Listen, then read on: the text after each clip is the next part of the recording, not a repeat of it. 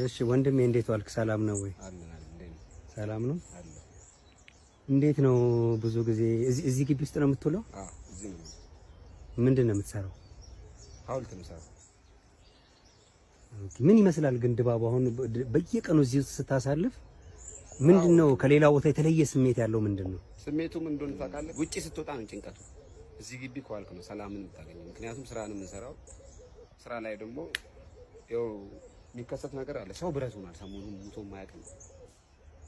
አንድ በፊት 3 4 ይሞትልን ነበር። አሁን የለም፣ ሟች የለም። ሰው ምን እንደሆነ እንጃ። አደጋም ይጥፋ።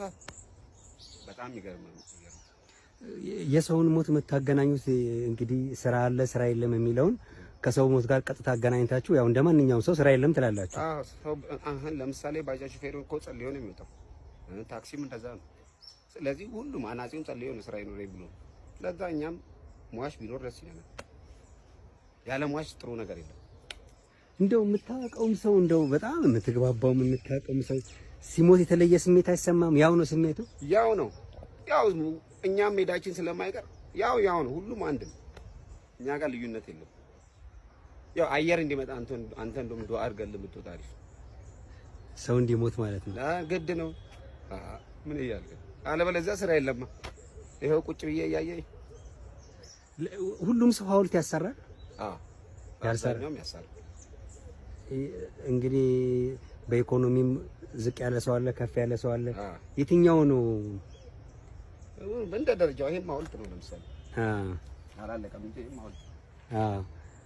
አይ ከገቢያችሁ አንፃር ብዙ ጊዜ ሀብታም ሲሞት ነው ደስ የሚለን ትላላችሁና ምንድን ነው? ደሃ ሞቶም ኑሮም የለም ያው ነው።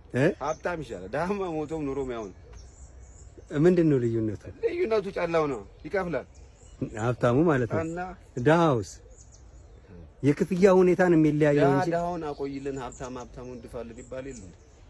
ከአባባሎች ከኔ አባባል ነው። ያው ጸሎታችሁም ከዛ ጋር የተያዘ ነው እንዴ?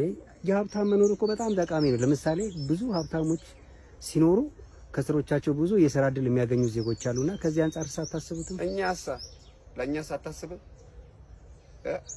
እኛ ሀብታም አንዱ ሀብታም እነዛ ሰዎች ብዙ ሰው ነው የሚያስተዳድሩትና ከዛ አንፃር እንደው አሳሳላቸውም ለብዙ ሰው የመኖር ምክንያት ለሆኑ ሰዎች እንዲህ በቀላሉ ሰው ነን እኮ ለሰው እናዝናለን። ግን ስራ ስለሆነ እንጂ እገሌ ሙት ምናምን ብለን አንልም። ግን ስራ ስለሚሆን ቢኖር ይመረጣል እንጂ በመሞቱ እኮ ተደስተን አይደለም። ያው ስራ ስለሆነ ነው የምትሰራው እንጂ ሰው ሲሞትማ ማንም እኮ ነገር ይሰማል። ያ